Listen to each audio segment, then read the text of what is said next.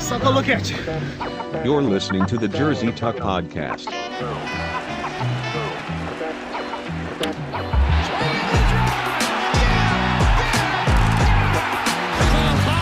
Back out to Allen. His three-pointer. Bang!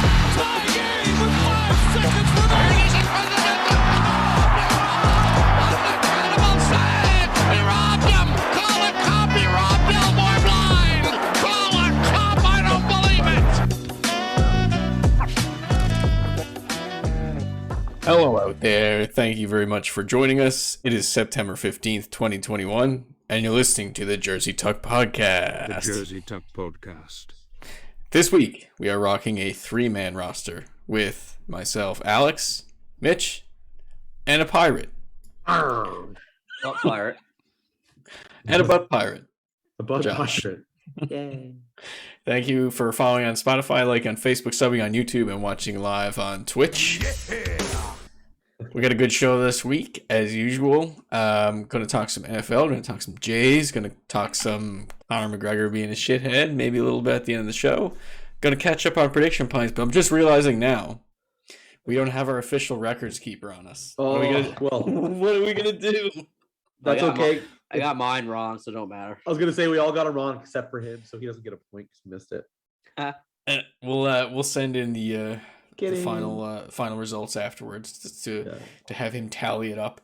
I guess we'll start right off talking about the Jays this week. They just keep coming back stronger and stronger after we've maybe counted them out. Like 3 weeks ago? Probably not counted them out, but they looked pretty bad, like we said last week. But they just keep getting better. They have won. They've went 15-2 in their last 17, and that might be actually now at 17-3. Or is this because it's changed since I put that down on the notes? Right, of course. They've won another game, and so they're still going. So they just capped off their series against the Rays, winning that one 2-1, I believe, which is a huge win. You're beating the division leaders there, so that's great. Also picking up some more division wins against the Yankees and O's. Before everything, let's talk just a little bit about one of the more strange things of the week. We'll talk about the exchange between Brandon Hyde and Robbie Ray. Did you guys see this? Yeah. Oh man. So it was really cringy though. Do you have any audio or anything for it? I do actually. Would you like to listen to it? I do. I want to hear it. No, thank you. No, I'm gonna pass. Not today. He just plugs it. All right, here we go. This is Orioles manager Brandon Hyde and Robbie Ray. Can't say anything. This is the fucking ball. We ain't saying shit. Get fucking go. Brandon Hyde. He was arguing with somebody, I'm not sure who. Swing and a miss. Got him with the fastball upstairs. Big strikeout at first. He got the strikeout, and that ended the inning. And then all you hear is from the dugout again is, "What are you looking at?" And this is your manager, man. Like, go to bed.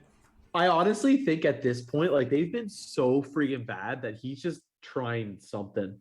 At this point, like Hyde, like the Orioles have been terrible. Now, wasn't Robbie Ray accusing them of something, the dugout of something, and it was taking him off? And I don't know if it was actually on the go. Robbie Ray thought something, and some reason he was coming. He was kind saying of they had something on his slider or something. That's right. Yeah, like, every time he'd throw an off-speed pitch, that someone would yell "on delay," and you can hear it too. And, like, you can't really see. I don't think there's any footage showing anyone saying it, but you can hear it. And I noticed it during the broadcast too.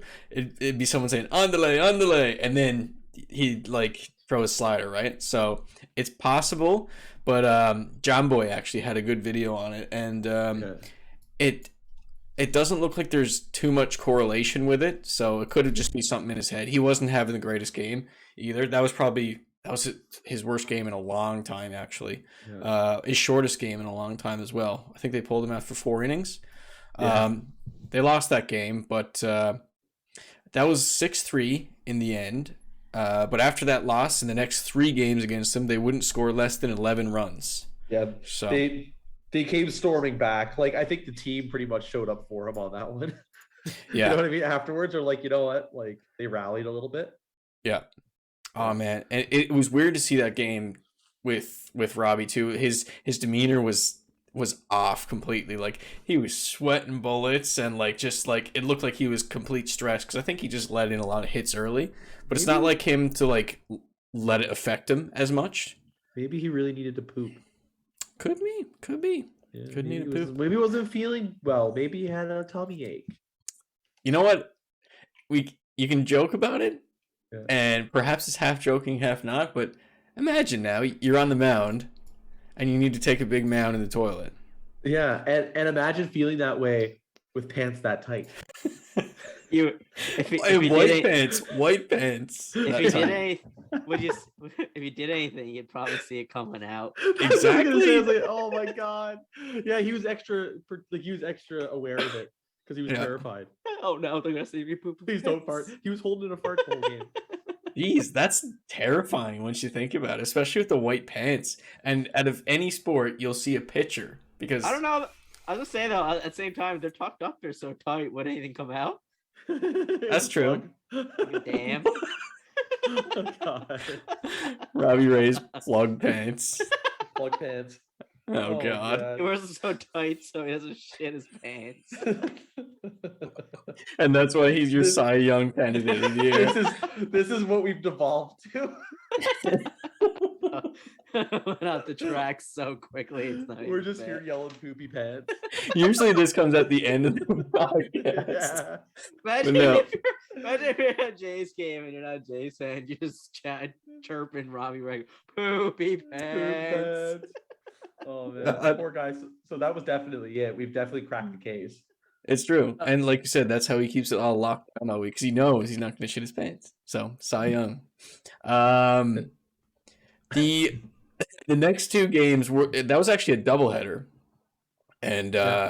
and George Springer got a clutch bottom of the 7th homer to seal that win. So they just had a lot of momentum going into the Rays series as well. So oh man, good stuff. We could even talk about the freaking 22-run game.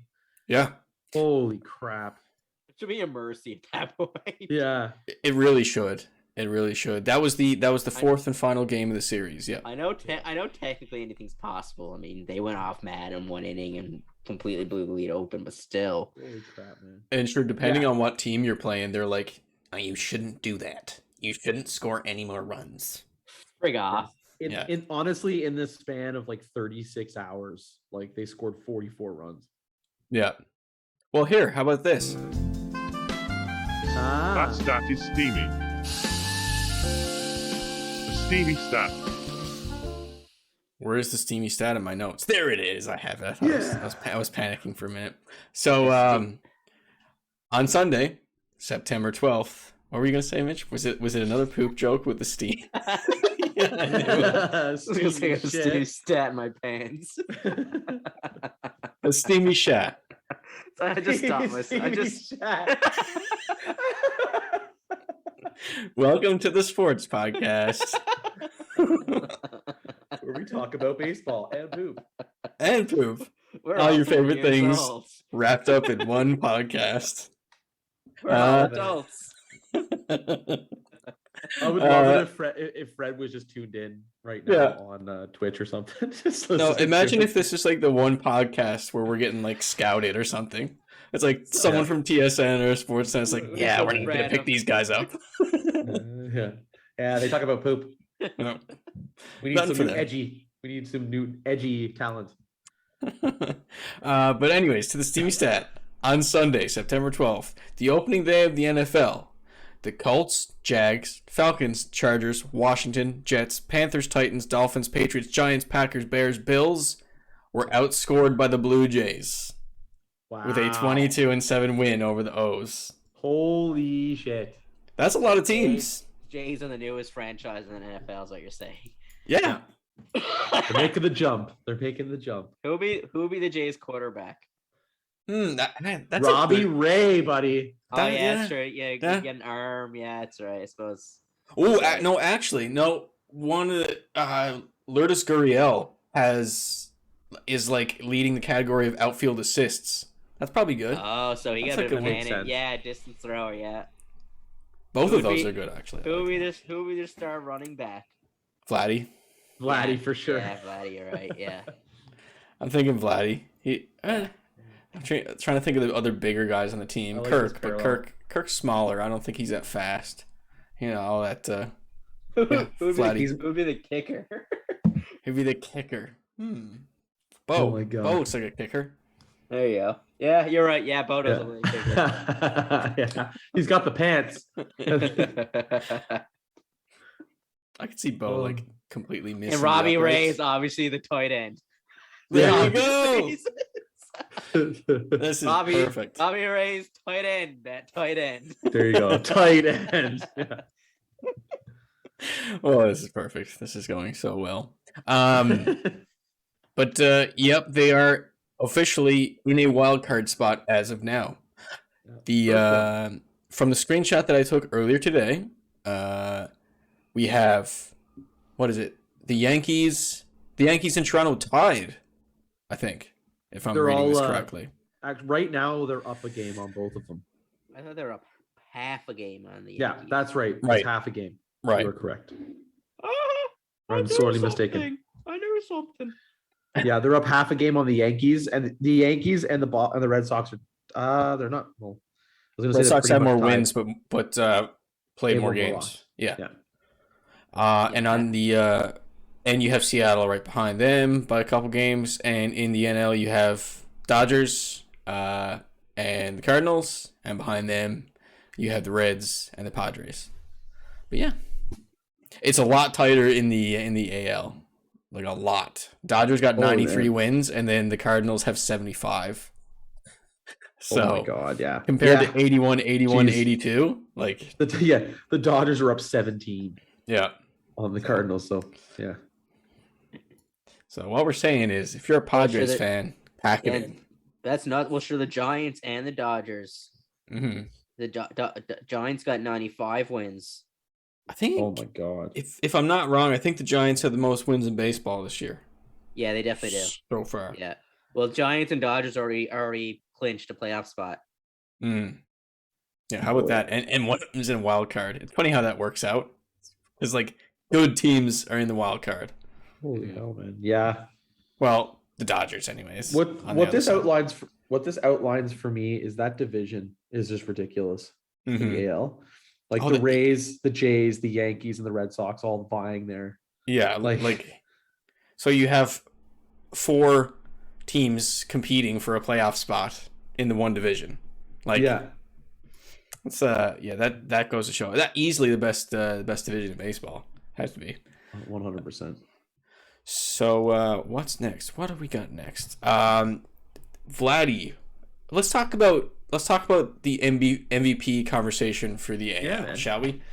So it's been a topic of conversation that's brought up on a couple shows so far, for obvious reasons. And what are your thoughts? What are your thoughts on it, guys? It's down to the wire for me. I mean, but I don't know. It's what Ohtani's doing, man. That's kind of hard to take away from him, though. I mean, he's doing like, he's doing stuff what people are saying you haven't seen since what Babe Ruth. Babe Ruth. So I mean, how do you not give an MVP to that status and caliber? And then on the other hand, you have Vladdy leading the league in batting average, hits, home runs. He's in 4th right now for RBIs, and he's leading in runs scored. Yeah, so you mentioned in the notes, Josh, the whole Triple Crown threat. Like he's close to it. He's 6 back from Triple Crown. That's unreal. Like 6 RBIs. So, which category is okay? So RBIs, he's not top of it. Who's top of RBIs? Do you know offhand? Top of RBIs right here is Perez. Oh, Salvador Perez. Yeah. Right on. And if he got triple crown, yes, he'd get the MVP. So I think that's the point for me too. Mm-hmm. It's like without it, maybe you kind of have to give it to Ohtani because you never know when you're going to see that again, Mitch. Like I think you're saying, like that's That's out there. Like, You know what it to reminds be- me of? well, No, you go ahead, Josh. Sorry. I was just gonna say, to be that good on both sides of the ball there. Yeah. Yeah, I mean, what you I don't mean? like you never see that shit. No. because you have dedicated practice for both things, right? Like, Yeah. you have batting practice, and so he is educated by the pitching coach and the hitting coach. Like, what the hell? Apparently, he doesn't take batting practice. So That's insane. Well, I feel and I feel like he probably just from a physical standpoint, he probably shouldn't be. I mean, think about the ramped up wear and tear. Yeah. Yeah. Especially for pitchers. Yeah. his average is quite a bit below Vladdy's. I think it's something like 250. sure. But I mean, that's negated if you have 45, 44 home runs Exactly. as a pitcher. Absolutely, like no one cares. If you have that much run production, like no one cares. But for me, I'm all like on the same page as you guys. I think Ohtani's pretty close to a lock, you'd think. Pat Towler brought up on the broadcast, like, bring the one's a playoff team, one's not into it, but I don't think that's really an argument because it's an individual award.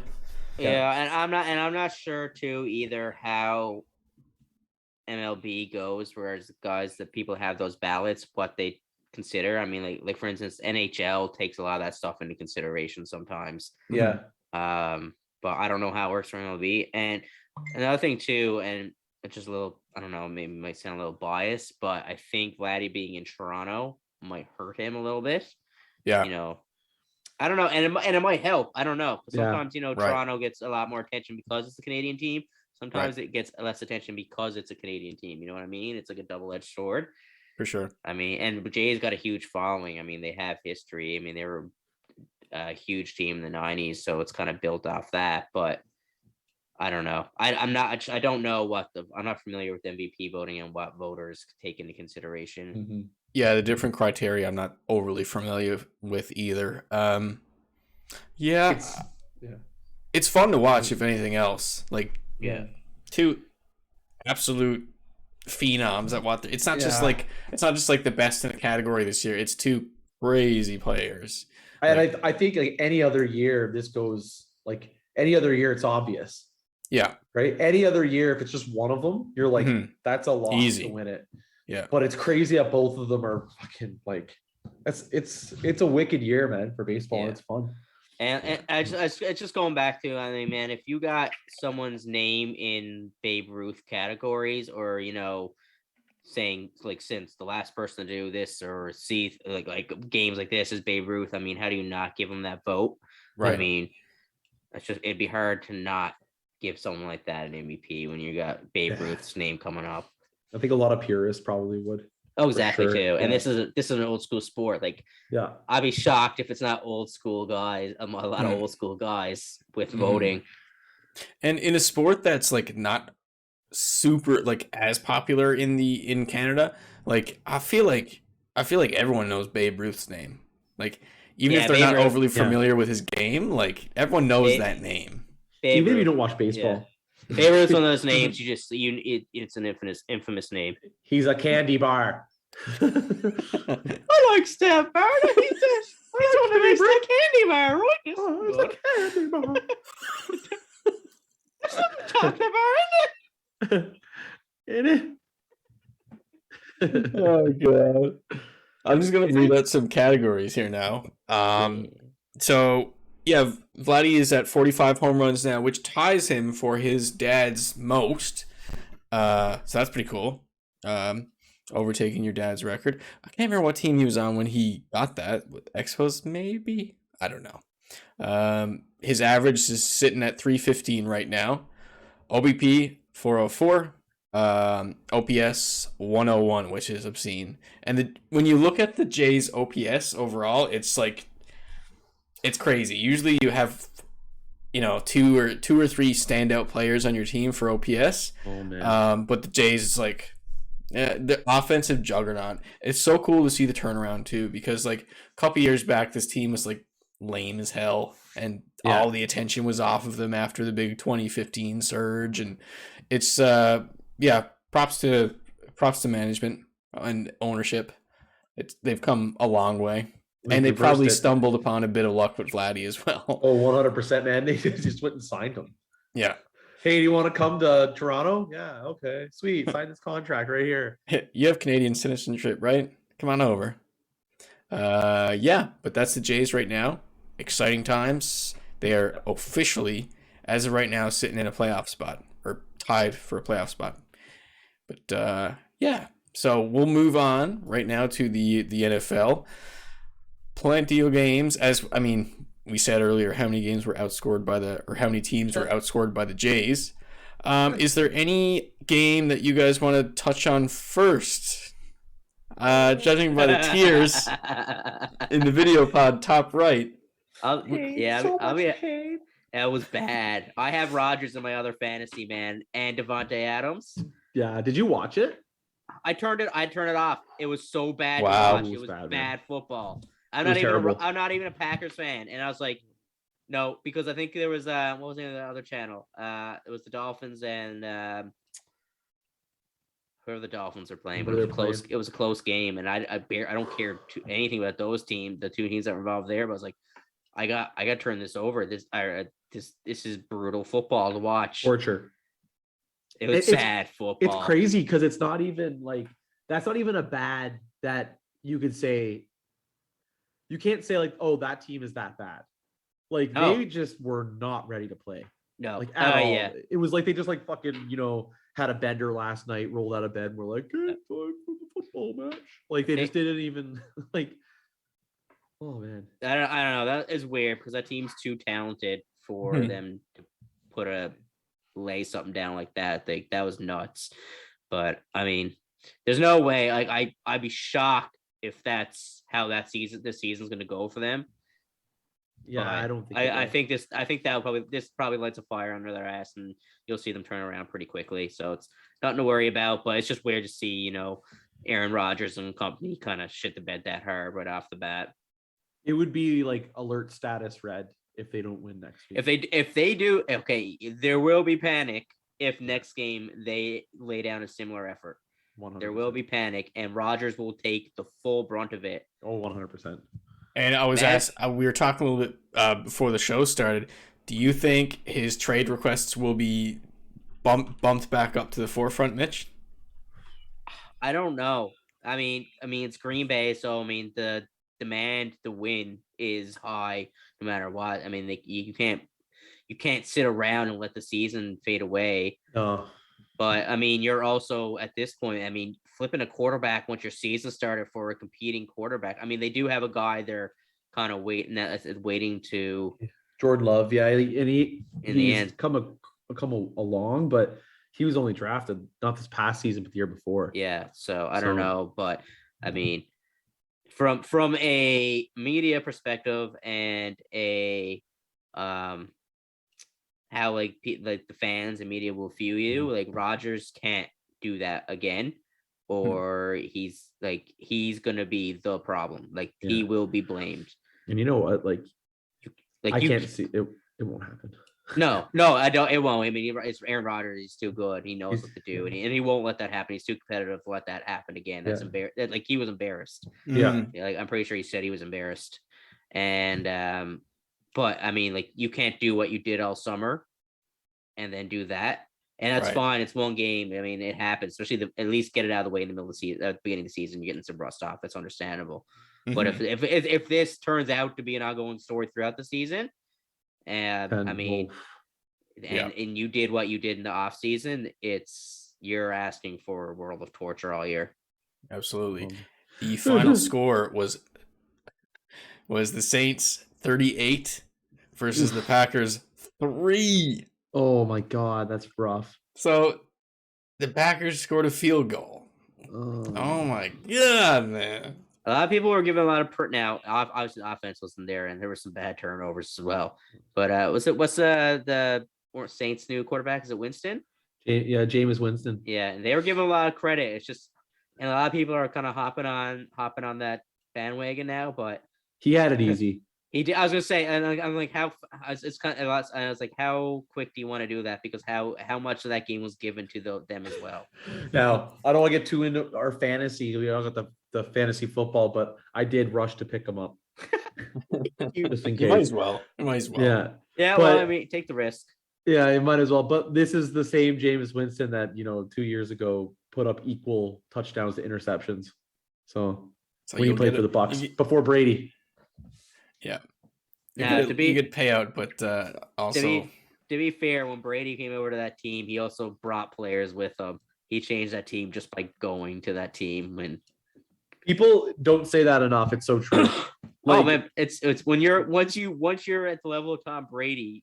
I mean, you win by surrounding yourself with other great players. You don't win just by being a solid solo great player. And eventually, once you keep winning and winning, they follow you, and it becomes easier and easier to do that. And then you're a GOAT status, and you're the greatest of all time. And 100%. you run the league, and you run whatever team you're on. Essentially, it's that works. It's crazy. Like Gronk is a wicked example of that. Like this guy retired. Yeah. Came out of retirement and he's super effective still a great player. Yeah, it makes you wonder, right? Like Gronk retired just because he wanted to party and do some media stuff. That's the only reason he wanted to. He wanted to go do stuff with the WWE. Right, exactly. Yes, he won the title, the 24/7 title after Fire Truth or whatever. Yeah, I forgot about that, and that was like during COVID, wasn't it? Yeah, weird. How weird. But some stats for Aaron Rodgers. We got 133 yards, nice, and 2 interceptions. Good stat line. He'll bounce back. He'll bounce. Oh back. 100%. It would be really sad if he doesn't. But I mean, God, there's no way. It makes me very excited for next Monday, seeing as they're playing the Lions, who are terrible. So you get to see the anger. Oh wait, was the Lions was the one that got the huge famous Hail Mary off, wasn't it? A couple years ago? I think it's one of them. That's a divisional matchup. Yeah, right. So we had a couple upsets. Packers being one of them, obviously. We also had Pittsburgh and the Bills. 23-16, 23 for Steelers, 16 for the Bills. Any comments on that game? Yeah, like I mean, Pittsburgh are a tough team. They're very, I mean, like they're never ever like they're still not there as a favorite in the picture, and like in the Super Bowl picture kind of deal like that. But I mean, they still got Ben Roethlisberger, and I mean they're a tough team. They're still a heavy defensive team. So I mean, like, did you watch any of that game, Mitch? No, I didn't watch any of it. That was one of those ones too where it looked like the Bills should have won it, based on how it was played in yardage and whatnot. But like, I think Pittsburgh, like they have a really good defense, and they play like one of those. And I like to compare it kind of to like how the Patriots were with Brady and how those teams were built. It kind of reminds you of like the NHL. Like I'm going to draw a parallel here, like the hockey team that's like defend first, like the New York Islanders. Yeah, or the Jersey Devils back in the 90s. Yeah, like those trap teams where like they win by making less mistakes than the other team. Well, just looking at the box score here, they didn't score. They didn't score at all in the first 2 quarters. Then they got 6, and in the fourth they got 17. So they stole it. They just they had to steal it. I didn't realize it was that. Yeah, you kind of, if you let 17 up in 1 quarter after shut them down, that's probably more of a steal and probably a loss on Buffalo than it is a win on Pittsburgh. Ooh, yeah, unintentional puns. Did one of the bigger games that we're going to talk about is the Browns and Chiefs. I watched the highlights of this before the show, and pretty entertaining stuff. Very commendable effort on both ends, I would say. Very superstar effort on both ends. Yeah. You essentially had the Browns coming out strong. Were you going to say, Mitch? Or someone was going to say something? Oh, no, never mind. Sorry. Go ahead. Yeah, the Browns coming in strong. Mayfield was making some really good passes. Early on in the game, he opted to make a passing play on 4th down. and I converted on that one, I think. Nick Chubb powers his way to a touchdown. Got the 2-point conversion as well, so they were 8-0 like super early in the game. They looked super strong. But yeah, then you had Mahomes working some magic in the later half and later quarters of the game. It's one of those great games where both teams were great. Like it's some excellent plays. Like I'm it's only 1 week. You don't want to like hop on the bandwagon too quickly, but I think the Browns are gonna have a good year. Like after how they played there, like that's a good team. It is a good team. Yeah. And sure. And Odell hasn't even played yet. Yeah. And he's missing the next game too. Oh, okay. So he's like week to week, I guess, is it? Yeah, I think it's an ankle injury, but that might be a guess on my end. Right. But I think it's a week to week thing by the sounds of it. But with how Nick Chubb is looking, man, like just keep feeding him. Like he's incredible. They're set up for running backs too. Chubby. Their running back set up for the Browns too. That they got some good running backs there, man. Like they got a crew of them because they have Kareem Hunt, I still think too. Yeah. So I think he scored a touchdown. Like I think all of their touchdowns were running back touchdowns. Yeah, I believe. Yeah, I think so. Yeah, I think Mahomes scored one. Yeah. Oh, wait. I think Mahomes. Oh, we're talking. Oh, and I mean just for Cleveland. Oh, sorry, they were talking. Yeah, sorry, all of Cleveland's. I don't know why I was thinking. Never mind. Ignore me. No, it's all good. We can talk about that. The Mahomes, like he covered a lot of yardage for that one touchdown. He ran it in himself. But I don't know how many yards it was. Definitely like 20-ish for him to get that because he was back and then he found a gap and just waltzed right in. But I find the fact that he can like so effortlessly make passes to like Tyreek Hill through traffic, sidearm it while you're running. Like he's crazy. He's such a talented player, man. He really is. Level. It's like because to have that ability passing wise, like you're up there with like the Rodgers and the Bradys and the, you know what I mean, like the ones with that pinpoint accuracy and nice throws.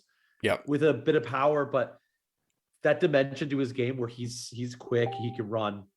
Like that's the big thing. Like Josh Allen has that too, but he's not the same passer. Like Mahomes has got some. Deshaun Watson had it too. Oh God, I'm sorry. But on the bright side, your Texans, pulled out the win. Let's talk first. I want to just give a little bit credit to Travis Kelce as well.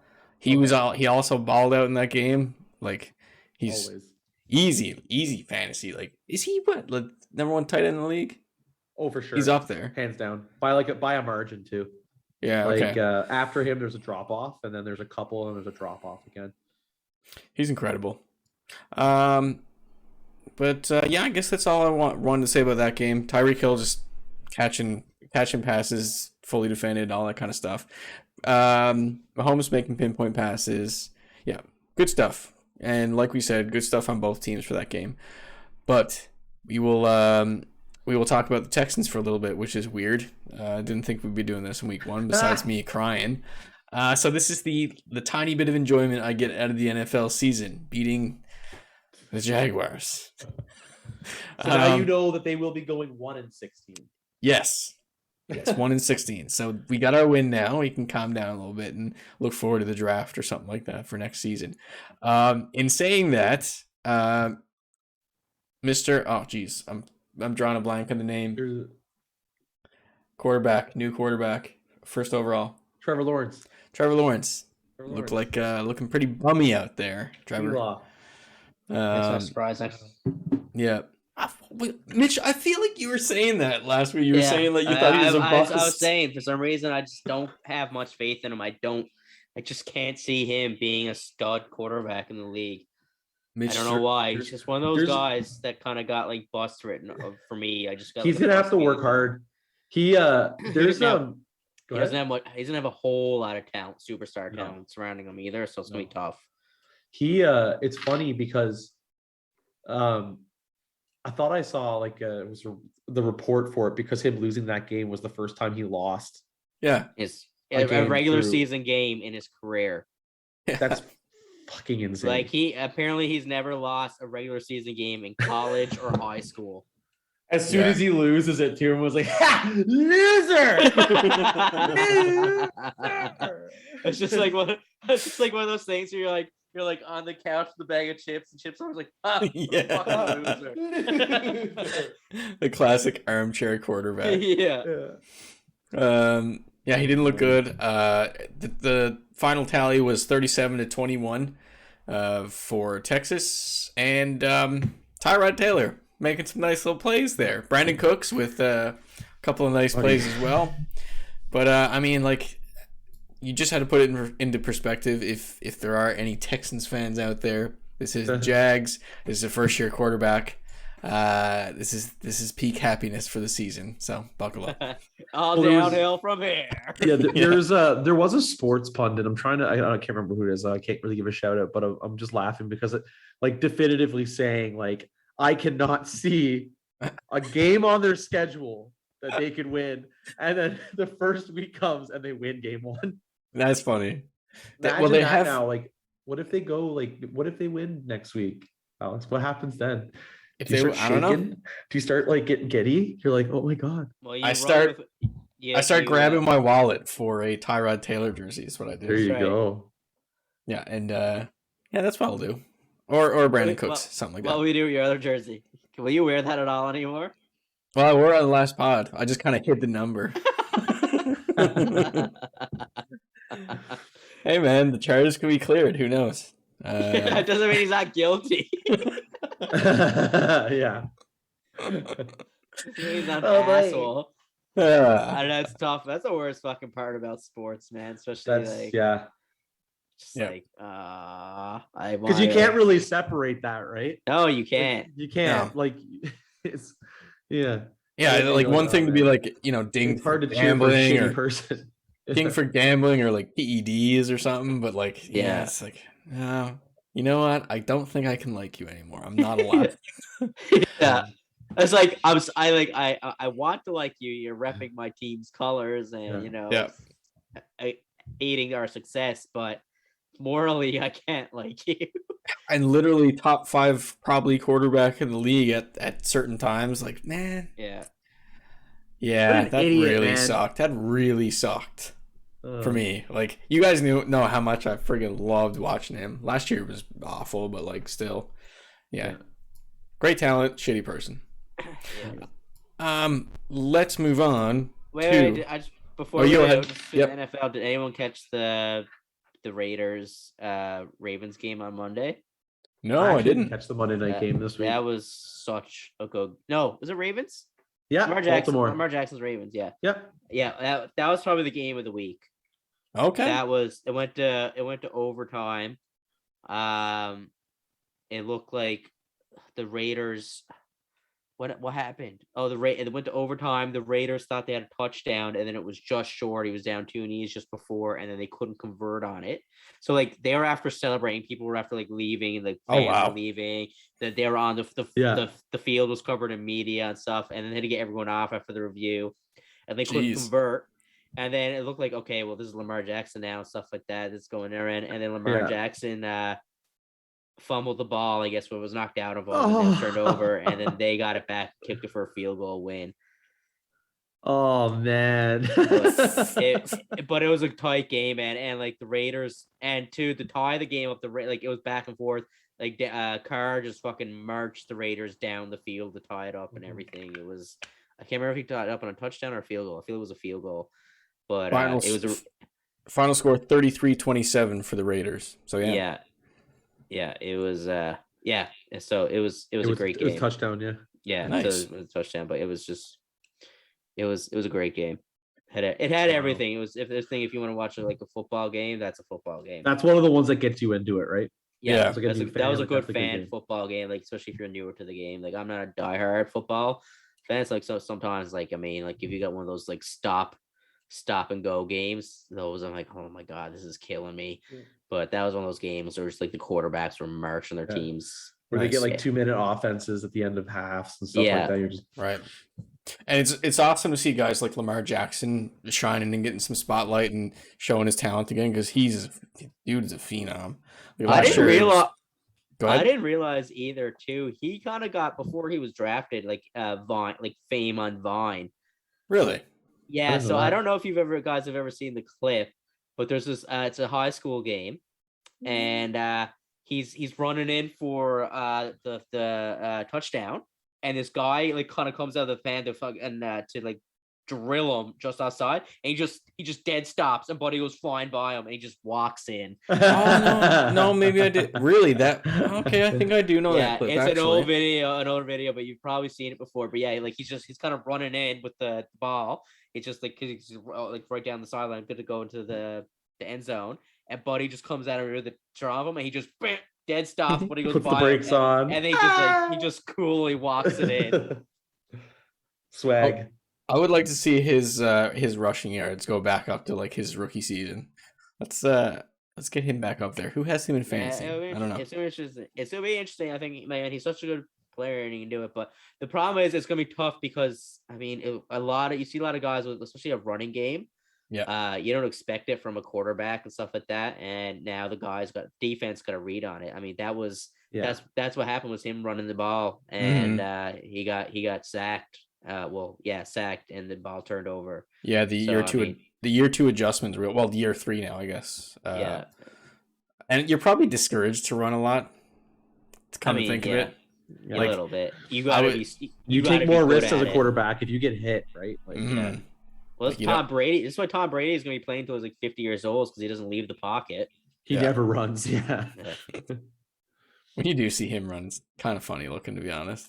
He's like weird. Boy, he's not a quick dude. I think that was always a thing. I think right from the combine days. I don't think any quicker. He's got to have a pretty clear lane to see Tom Brady start running. Yeah. That picture's so classic. Him in the just the shirtless, like hunched over, like I'm ready to play football. Yeah. Wow. So awkward because he's like 6'4" or whatever. He's really that big. Wow.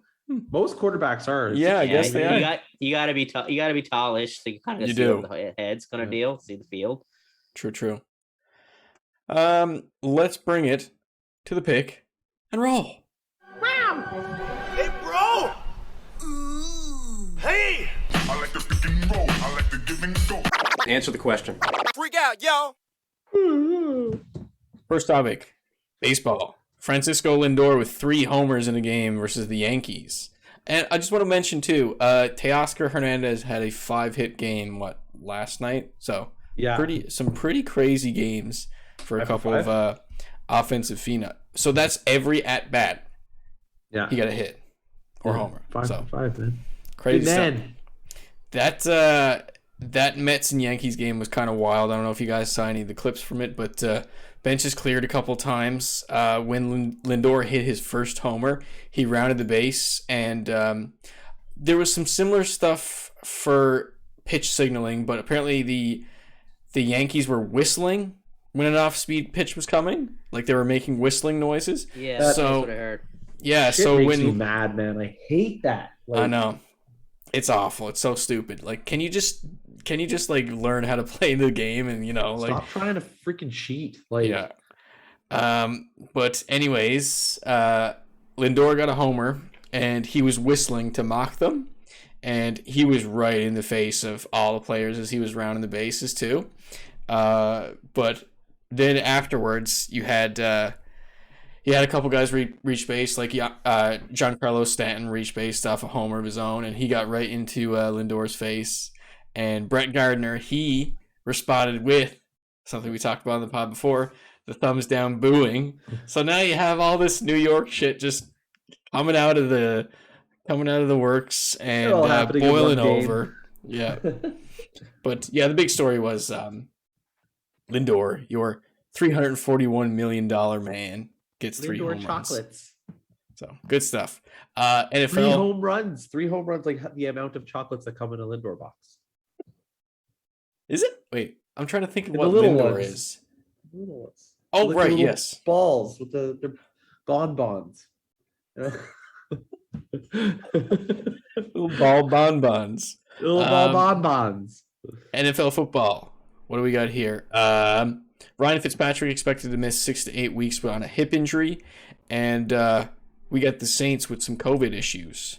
Yeah. So Fitzpatrick, that sucks. But man, there's been a lot of injuries in the NFL too. Like already off the bat, like a couple out for the seasons. Like Mostert is out for the season, or if you want to get really anglicized about it, Mostert. Yeah, like there's a lot of some ketchup with that mustard. With that Mostert. But yeah, there's a lot of injuries. But yeah, just wanted to kind of say that Fitzpatrick, who's he with now? I don't even know. He's with Washington. Oh Jesus! Anyway, Is he really with Washington? Yeah, I didn't realize that either. I thought he was still with the Dolphins. He's with the Washington football team. How do they still not have a fucking name? They're still the Washington football team. Like, are they just running with the Washington football team or club, whatever the hell they're calling it? You know what's funny? I kind of like the W, like just the circle with the W in it. It's really classic looking. Just keep it, but not really though. Don't keep the name. It's a very college-esque kind of style. Yeah. But remember, there was word that like some dude bought a ton of like copyright. Yeah. That's what happened. Yeah. He bought all their prospective names or something like that. Yeah. Maybe he's like still holding on to him. Could be. But the fact that they don't have an official name yet is weird, especially this is the second season that they're running with it. There's no way the fans of that squad they'd probably still call it the Skins, 100%. No one calls it the football club. No way. And just call it the football club. I'm a big fan of the football club. I call it the Washington football from club. Washington. But like even reading it out earlier when I was like listing out the teams that the Jays outscored, it's like Jets, Dolphins, Washington. It's just they need to find a name, is all I'm saying. And if you're watching the video pod, there's a piece of broccoli on the screen. you say what was it? Jets, like Jets, Kraken, Saints. Jets, Saints, Packers, football team. A football team. I'm watching the football team tonight. Oh my god. So on to the NHL. This is kind of cool news actually. Paul Bissonnette joins TNT. So he is the second analyst? So they actually have a wicked lineup going. I don't know if it's wrong? TNT. I is think I'm getting it mixed up. So Yeah. I think I'm getting it mixed up. Is it TNT or ESPN? TNT. Oh yeah, that's right. I think so. I think you're thinking ESPN, Josh. Yeah, because they announced everybody. Yeah. Oh, okay. So, but Paul Bissonnette on TNT, I think, is going to be pretty good. That's a good signing, man. That's a good. Well, for sure. It is. It's a smart move by them. Yeah. Because he carries a fan base with him from the Spit and Chicklets and that. I mean, obviously, I'm assuming he's still gonna be doing Spit and Chicklets and all that. Yeah, no problem. likely. But I'm just wondering now if he'll stay with Arizona or he'll be a TNT guy because he's a mid game and all that with the Coyotes as well, right? He'd definitely be leaving then. I kind of hope for his sake. I hope he is. Because why stick it out in Arizona? Yeah, I know he's a big. He waves their flag like, man, he's such a good rep for them. Yeah, it's just I don't know, man. I feel like he's kind of stuck in that situation. Like you listen to the podcast, and he wants he's trying to be nice and wave the flag so bad, but like only so much you could do. There's even sometimes where he's just like he's like, yeah, they got their shit stomped in, they're just bad. And he tries to pray some stuff up, and then it just like, and it looks like there might be some kind of hope that they make a move or something happens, and like, I mean, this is gonna be a bad season for the Coyotes. Like that was the straw that broke the camel's back was them hiring John Ferguson Jr. today. He's like, oh, I'm out of here. Fuck. Yeah, I think it was a really good signing though. Like, I wonder if they're aiming for kind of the same studio feel as inside the NBA. I wonder. I feel like they are. Yeah. They'd be smart too. Yeah, they will be smart too. I mean, like Biz is one way to go about it. Now, I mean, obviously, he's not like the star count. Like he hasn't had the career like they got on that panel from a player perspective. But I mean, I think he's let's be. I'm just gonna say this too. To be real and to be honest, if you want personality, you're gonna need to get the guys who are the grinders, up and down guys. Superstars, you're not gonna get personality out of. At most of them, a lot of hockey players are driest friggers in the world and so hard to relate to. Let's get a panel together with Wayne Gretzky, Connor McDavid. I'm trying to think of other top tier stars that would be an awful. I have the names. Crosby. Oh, he'd be bad. Yeah, I have the names actually so far for ESPN or for Turner. Okay, TNT. So we can kind of go through them. We can compare panels here. So for TNT, you got Kenny Albert, Eddie Olchuk, Keith Jones, Brendan Burke, Darren Pang, Liam McHugh, Wayne Gretzky, Anson Carter, Rick Tocchet, Paul Bissonnette, Jennifer Botterill, Tarek El-Bashir, and Jackie Redmond. It's ESPN? That's Turner. That's TNT. Oh, okay. So they got him. So Jackie Redmond. So Jackie Redmond is that one that slept with what's his name during the Jays? Josh Donaldson. Apparently. And allegedly. Yeah. Allegedly. But so she was with the NHL Network, so I'm assuming she must be leaving the NHL Network to go there. Yeah, had to go to Turner. Jeez, that's a big jump. Eddie Olchuk and Keith Jones were NBC, but they're good. They're good stuff. They know they're good talkers. Anson Carter is wicked. He was with NBC. Anson Carter was kind of new on the scene this year. He used to play with the Oilers and stuff like that. Anson Former Carter player too. Yeah, Anson Carter, former player. He was a solid former player too. I liked Anson Carter playing days. Yeah. I remember him a lot from the year he was in the same junior team as Crosby and stuff, wasn't he? I don't know. I thought he was older than that. Or maybe it was right before. Are you thinking about the World Cup or the World's team? Because he scored a big I think that's what it is. Because I remember him having good really big international tournaments. He had big international stats with the world. I think he scored a gold medal winning game that was took 15 minutes to review. Okay. Yeah. I'm pretty sure if I remember correctly. But yeah, he's really well spoken. Who else did you say? Oh, okay, I'll go back to it. I had because I pulled up the ESPN roster. But here. Bear with me. I'll bring it right back. So Jackie Redmond is on the TNT side of things. Yeah. TNT panel. From Sportsnet to TNT. Wow. Yeah. Well, it was TNT. It was Sportsnet to NHL Network. Then that's it. Yeah. Right. So she got the boot from Sportsnet. Darren Pang. I like Pang, but I don't at the same time. He's such a brutal Blues homer. He's a brutal Blues homer. Like Panger, you're not doing Blues games. Is that the bald fella? Very short goal. Panger. Right. Yeah. I don't know. Like Pang, it's funny. I like Pang when he was doing the TSN. He'd be on TSN and stuff years ago. I liked him then, but he's brutal to listen to in Blues broadcasts because he's such a homer. I just loved watching him play the game because when he was in net. Jeez, that's years ago. He's the size of Ben Bishop's leg. Yeah, he's got to be my height. He's my height and probably thinner. Wow. Yes, he's a stick man. A spaghetti kid. He's a spaghetti kid, but he's not as tall as Right. Spaghetti kids are tall. Kevin Durant, right? Yeah. Kevin Durant's a spaghetti kid. Wayne Gretzky. Wayne Gretzky's TNT? He's TNT, yeah. Okay, I thought it was ESPN. Okay, cool. Yeah. Rick Tocchet. Rick Tocchett's I like Rick Tocchet. He's pretty intense, but he's a smart dude. Rick Tocchett's a really smart hockey dude, so that'll be interesting to see.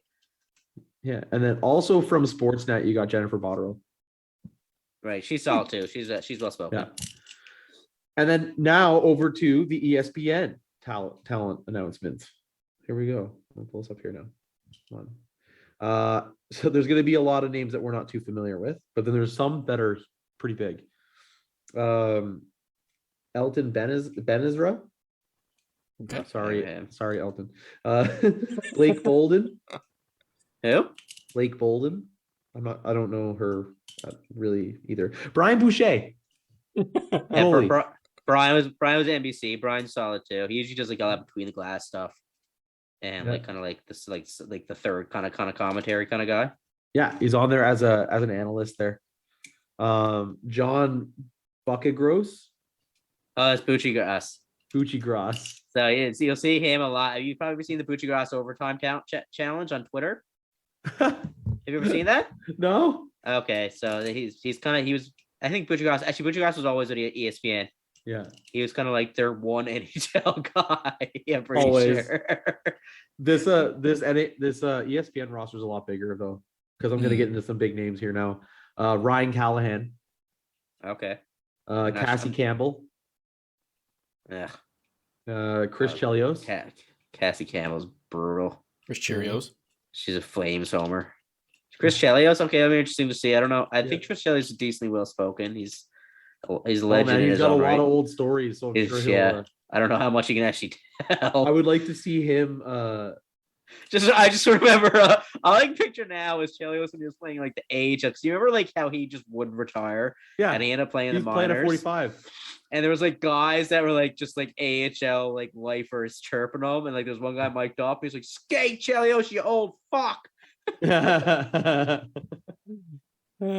then Linda Cohn, Sean McDonough, Steve Levy, Hillary Knight. Steve Levy, Dan Levy? Hillary Duff. Oh, Hillary Knight's gonna be honest? Yep. Okay. with, It'll be interesting to see how, because I don't know what the women's season's like. She'll probably be coming and going, I'd say. Yeah, likely. Let's see. Emily Kaplan, Leah Hextall. Okay, that's Ron. I think it's Ron Hextall's daughter, I believe. I'm not. Yeah, I think so. Yeah, she's around though. She was. I can't remember. I think she's done a few like more like team specific stuff, but she's been around. Here's a big one. Ray Ferraro. Ray's great. Yeah. You'll see Ray probably bounce back and forth between ESPN and TSN. Maybe. I think he's done with TSN. Oh, is he? Okay, so he's going to be full-time ESPN. Okay, good for him. Going ESPN. Rick DiPietro. Rick DiPietro, really? Yeah. What's he going to advise on how to rip off how to make lots of money doing absolutely nothing. So if you're not familiar with Rick DiPietro, he was he drafted first overall? Yeah. First overall pick, goalie, signed to a huge contract. 18-year contract. Basically completely shit the bed, got bought out, and never played again. Wow. He's still getting paid. He's getting paid, and that was like 15 years ago. He's bought out, I think, or something like that. Jeez, holy shit! He hasn't played since.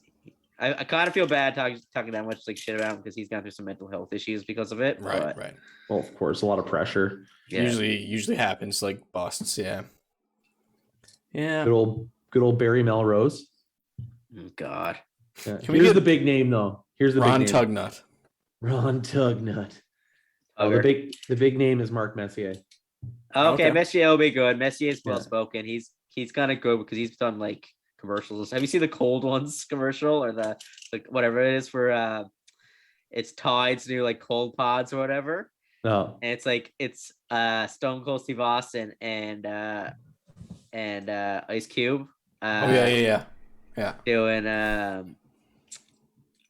cold it's like these are cold calls, and it's them calling, and Stone Cold calls Mark Messier. He's like, "Hi, I'd like to speak to Mark Messier." It's Messier.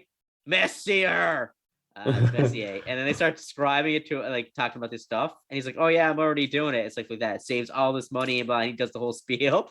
It's like, and Ice Cube's like, "Oh man, you're pretty good. How would you like to work at a call center or stuff like that?" He's like, "Absolutely not." And just hangs up. Absolutely not.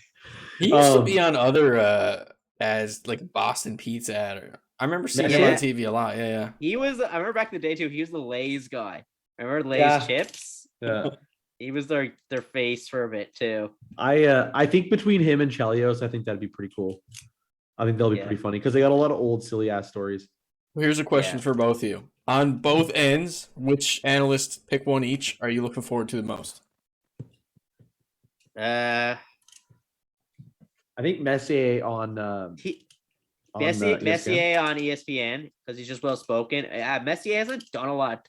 I feel like you don't hear from Messier a lot, even though he's like around. Like you just don't hear from him a lot. So it'll be interesting to see his takes, especially on the newer. Like I can't say I've seen Messier make many like analysis of the new game and players and stuff like that. Takes. I want to hear it. So it'll be interesting to see what he's said. A lot of the other guys we've heard from over the years, like it's not that new.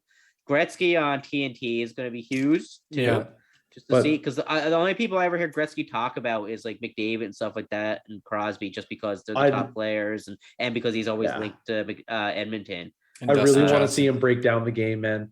Yeah, I want to see how he sees the game, because it's gonna be interesting. And if I like to see Bissonnette paired with him, there you go. Because I think Paul will kind of probe him a little bit and kind of poke at him to really kind of get him going, because Wayne Gretzky is not like the most charismatic guy in the world. Yeah. He's very quiet. Yeah. So I think it'll be I think I'd like to see Biz kind of like really poking his mind and kind of getting him going. It might probably get some stories we haven't heard before either. It'll be nice. It'll be cool to see. Yeah. Hopefully the chemistry is good between whatever 4, I would assume 5 people they have on the panel. Yeah, we will see. Onto the NBA. Got a couple little news bits here. John Wall trade. Apparently, him and Houston are mutually agreeing to find a path for him that is not with Houston. It's been already like noted too that he's not going to play anymore. Yeah, he's not playing with Houston or at all. He's not playing any games. Oh, okay, with Houston. Yeah, he's not playing any games with Houston. Sorry. So, more specific. He's retiring. Would you like this player who doesn't want to play anymore? What does he bring to the team? Nah, nothing. Charisma. He's a real fun guy. He's a fun guy. Yeah, locker room guy. But apparently that is his capacity at this particular time, because they drafted a guard with Green, and they have Kevin Porter Jr. So I mean, like, everyone knew at that point, it's like, you're not going to use John Wall. No. You have 2 incredibly young players that need some minutes played to develop their game. You're not going to play John Wall. You're not going to play him off the bench. No, right? And let's be real. John Wall is not John Wall anymore. You know what I mean? No. Of old. So. He had a good year last year. Like, he bounced back, but like, no, he's not worth the money we're getting. How old is he now? 30 what? He's probably younger than what you think. I thought he was too. John Wall is 31. Okay. Oh yeah, that is younger than I thought he was. Yeah, so he should be right in his prime right now. He can still play, but a couple of injuries like prevented him from being like, because he's a really like another one of those guys who's heavily dependent on their athleticism, like really Russell Westbrook drive to the hoop kind of guard. He's losing it. So he could fit in a couple of places. What's Toronto's guard situation? Oh boy, I can't see him going there. Who's playing guard in Toronto right now? Van Vliet, Gary Trent. Yes, that's right. And they just signed him, right? They just re-signed him. Oh, okay, so that won't be an option. Yeah. I was thinking, the Nuggets actually might consider him if he gets bought out, because I don't think Jamal Murray's coming back right away. They might consider him for like just pick him up for a year or something. Yeah. But other than that, like, New Orleans isn't strong at the guard position because they just traded away Lonzo Ball. He could end up there. Could end up on the Spurs.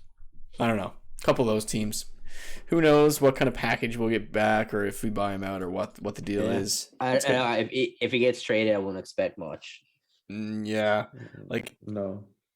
I'm on record saying, like, I really like John Wall. He's a good dude, and he embraced last year, even though it was god awful. He embraced like taking the younger guys under his wing and getting them minutes, and like just finding mental victories and stuff like that. So I like him a lot. Hope he finds a role somewhere and maybe a bit of cash along the way, because he's certainly getting a lot of cash at the moment. Next up, we got the NBA discussing a couple new rules changes. Got a note here. Certain calls such as out of bounds plays will no longer be automatically reviewed with under 2 minutes left in the game. So basically just trying to speed it up. No one likes the end of NBA games because they take way too damn long, way too many commercial breaks. Slow it right down, yeah. So you could see like 20 seconds on the clock. It's like you can literally be there for 20 minutes to 15 minutes, like a long ass time. So yeah, cutting down on the reviews. And what else we have here? Also reported was the NBA's discussing the possibility of holding an in-season tournament with $1 million individual player prizes. So, wow. What do you mean an in-season tournament? Like they've been talking about this for a couple of years, like a mid-season tournament. I don't exactly know how it works, but they've been floating the concept around for a couple of years just to I don't know, make interesting basketball throughout the whole year, like similar to what the goal is for the play-in tournament, right? But I don't exactly know how they set that up, mid-season tournament. You say it was a 3-on-3 tournament? It No, would be a 3. Oh, just okay. It would be just like basketball. But okay. yeah, That's so weird. I don't know. Okay. yeah. I'll have to figure out how that works. Maybe we'll get it for next week's pod. yeah. So would it be kind of thing like you would play your games? Would your wins and points count towards your regular season stuff as well? Yeah, I guess they'd all be regular season games, but at a certain point, I guess like the tournament starts, perhaps. And Okay, gotcha. The scheduling is set up. I don't know. So I guess okay, it makes some games more competitive. I guess okay. Yeah. Weird, but okay. It's all about making more interesting basketball at certain points of the season. But last on the pick and roll, we have Conor McGregor in the news by slapping Machine Gun Kelly with a drink. What was this? What event was this? Your belt. MTV Music Awards, I think, or some shit. Why was he at a music award? Video Music Awards? He's probably tone deaf. He's definitely tone deaf. Oh my god. Oh my. But I don't. So the rumor was he asked Machine Gun Kelly for a picture, and Machine Gun Kelly wouldn't do it. Which is hilarious. I seen like his team shot that down, but that's probably just to protect his pride. Yeah, I don't know either. And then McGregor said something too that like then he just pretty much denied it all too. That it said nothing happened. Right. It's pretty obvious. We see you throwing your drink and your cane on the ground, and you trying to swing at him. Yeah. And like you could see him, he's mad as hell doing it too. I'm just trying to remember, like, because like he's still very relevant. But his last, okay, so he won one of his last 4 fights, if I'm looking at this correctly. Now his last fight stopped because he broke his leg. Right. Still, I can't say he didn't look anything amazing. He broke his leg because Buddy was checking his kicks. He's over it, man. Snapped. He's over the hill. He's done. I mean, he could still be a good player, but like, let's be real. He doesn't. He beat up Jake Paul. He's not committed to it. No, you can't be top of your game. He's not near committed to it. He's just an egomaniac who wants absolutely money and attention. That's what it is. Where the money and attention is. He's one of the biggest egomaniacs in sports and entertainment. Let's be real. Yeah. Oh, he's punched an old man at the pub because he wouldn't take his shot of drink his whiskey. Oh my god, man! And just seeing all the clips, like all the things that people know, like him. What was it with Khabib, like flicking a chair through the bus and all this kind of stuff? Like he just seems like the biggest loose cannon ever, biggest man child, really. Like I used to be a McGregor fan. Like he goes from like a McGregor fan to just like, okay, I want to see McGregor get like just laid out now. It's just like, and then it's like at times, and it's like, okay, I like to see McGregor do well here, and then it's just like, no. Mm-hmm. Like, and it's just he constantly does things like he makes it impossible for you to like him. Like I don't know, man. You got to be a bit of a douchebag to be a diehard McGregor fan at this point. Yeah, I mean, like, you keep doing stuff like this, and especially at like events like that too. And if that's the case, if it was just like denying a picture, or even just like a chirp back and forth, and you like flick a drink at a dude, like, oh, it's just not a good look whatsoever. One thing I forgot about, we'll veer off track a little bit to go to. Is it nasty? It's loud. Or is it nice? It's nice. So, this is a nasty or nice this week is on the Blues and Minnesota Wild Winter Classic jerseys have been announced, displayed, and we're going to take a look at these here now. What are you guys' thoughts on these? Blues is fine. Minnesota is absolute shit. You think? Oh my god. Oh, I really do not like the Minnesota one. Minnesota's terrible. And I don't know if anyone notices, but they also got brown patches on the elbows. Oh no, Yeah, I didn't know. it's got- Oh guys. It's got the professor patches. Oh my god. I also don't like how they've abbreviated Minneapolis. Mupples. Mipples. Mipples. Jesus, it's literally one line away from being nipples. You have the so you have the I guess these are throwback to, I don't know exactly what year they they're are throwing back throwback to. jerseys, but even those jerseys don't look like these jerseys.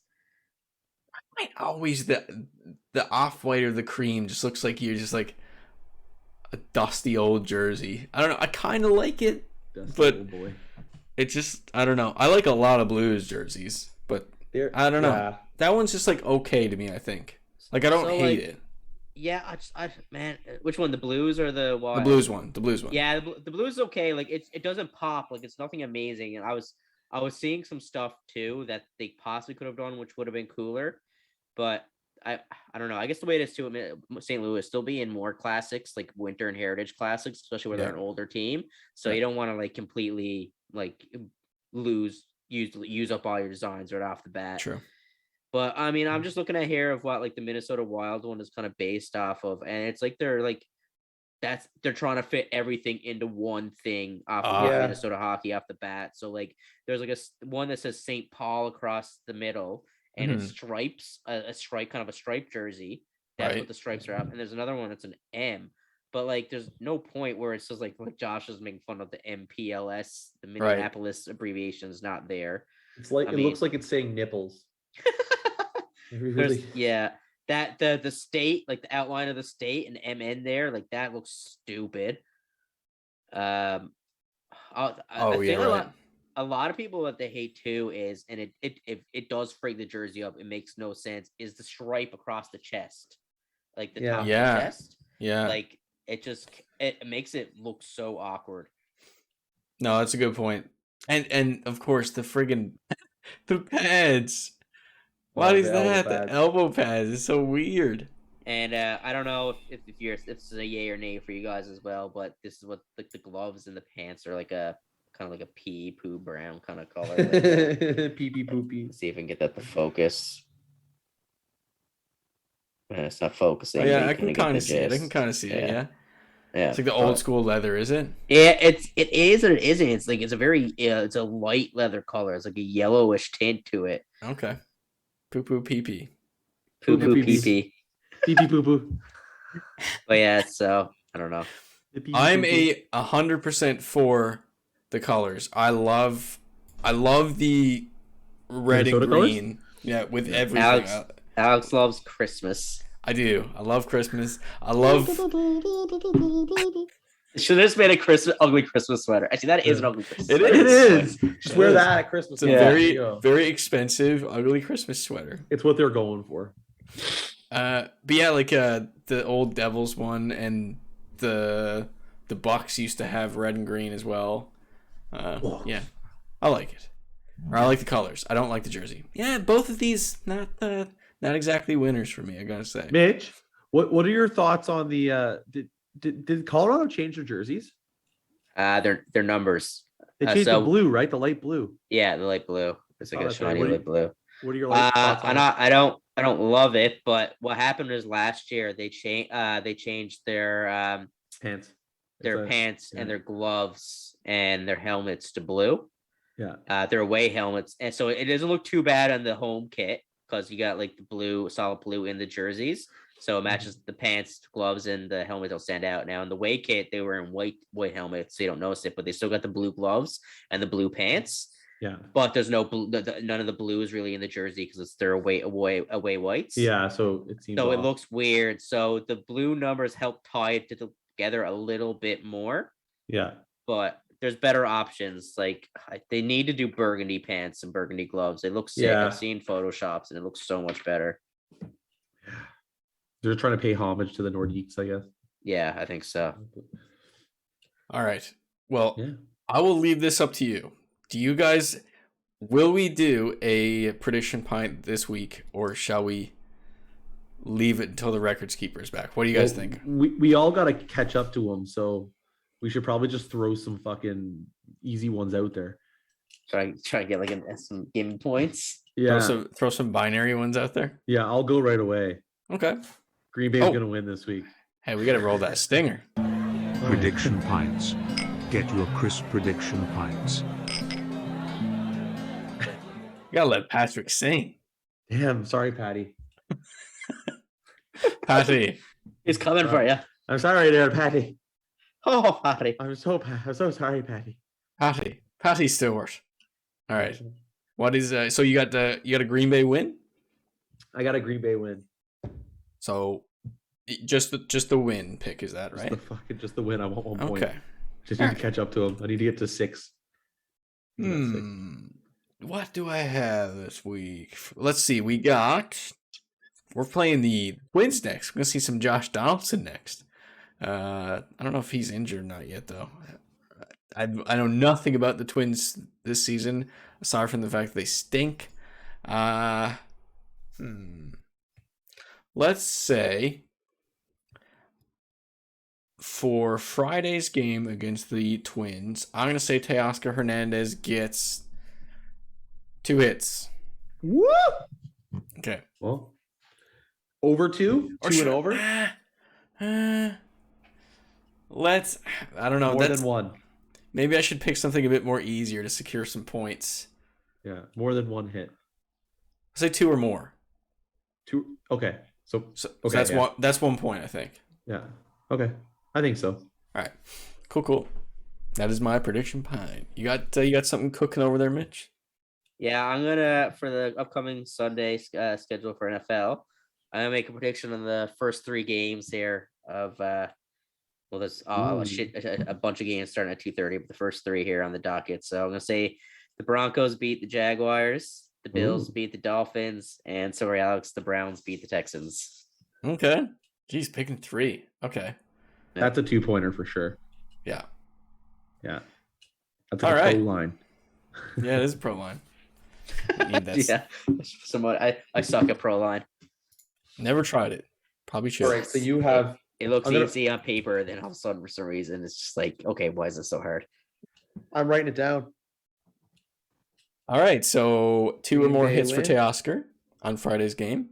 Alex, my boy. 2 and how about plus. Robbie Ray with 13 strikeouts today? I just had to throw that in there as well. Beautiful. Oh my God! He's got to be feeling some strain on his arm at this point. He only his. How many pitches has he thrown? Just over 100. Like that's usually what they keep. This year? Oh no. Yeah, in the game. What? That makes no sense. That's a very Jesus Christ! He's striking people out left, right, and center. For yours, Mitch, you said you went triple B, eh? Yeah, so I said Broncos, Browns, Bills. Triple B. Yeah, Broncos, Browns, Bills. Yeah, triple B combo. Triple B, buddy.